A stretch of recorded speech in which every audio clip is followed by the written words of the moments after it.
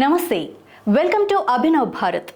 ఆంధ్రప్రదేశ్ రాష్ట్రంలో కొలువైన కూటమి సర్కార్ కీలక సంక్షేమ పథకాలపై ఫోకస్ పెట్టింది. దాంట్లో భాగంగానే పేదలపై వరాల జల్లు కురిపిస్తోంది. ఎన్నికల్లో ఇచ్చిన హామీలను ఒక్కొక్కటిగా నెరవేర్చుకుంటూ వెళ్తోంది.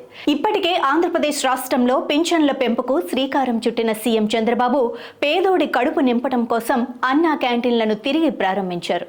త్వరలోనే మహిళలకు ఉచిత బస్సు ప్రయాణ సౌకర్యాన్ని కల్పిస్తామని హామీ ఇచ్చారు. ఈ నేపథ్యంలోనే కూటమి సర్కార్ పేదోడికి మేలు చేసే మరొక కీలక నిర్ణయం తీసుకుంది.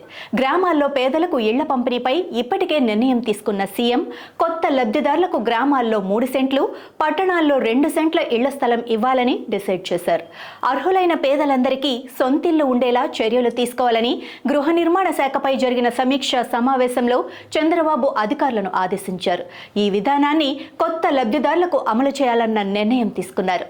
దీంతో పాటు కేంద్ర బడ్జెట్లో 4 లక్షల యూనిట్ వ్యయంతో కొత్త ఇల్లు కట్టిస్తామని, పీఎం ఆవాస్ యోజనలో భాగంగా వచ్చే ఏడాది మార్చి నుంచి మంజూరు చేస్తామని కేంద్రం ప్రకటించిన నేపథ్యంలో రాష్ట్రంలో అర్హులైన పేదలను గుర్తించి కొత్తగా ఎంపిక చేసే లబ్ధిదారులకు ఈ స్కీమ్ వర్తింపచేయడానికి ప్రభుత్వం సిద్ధమవుతోంది.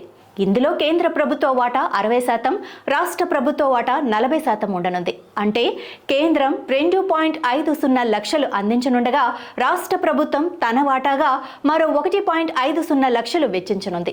ఇదే కాకుండా 2014-19 మధ్య టీడీపీ ప్రభుత్వ హయాంలో మంజూరై నిర్మాణాలు పూర్తి చేసుకున్న లబ్ధిదారులకు గత వైసీపీ ప్రభుత్వం బిల్లులు చెల్లించకుండా పెండింగ్లో పెట్టిన విషయం గుర్తు చేశారు.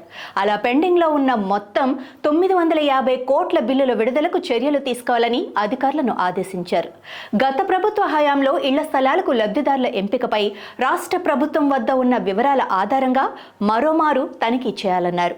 నాయకులారా, మీ పనితనం మీ అధినాయకులకు తెలియజేయాలనుకుంటున్నారు. ప్రజలారా, మీ సమస్యలను మీ నాయకులకు తెలియజేయాలనుకుంటున్నారు. ప్రజా సమస్యల పరిష్కార వేదిక మీ అభినవ్ భారత్.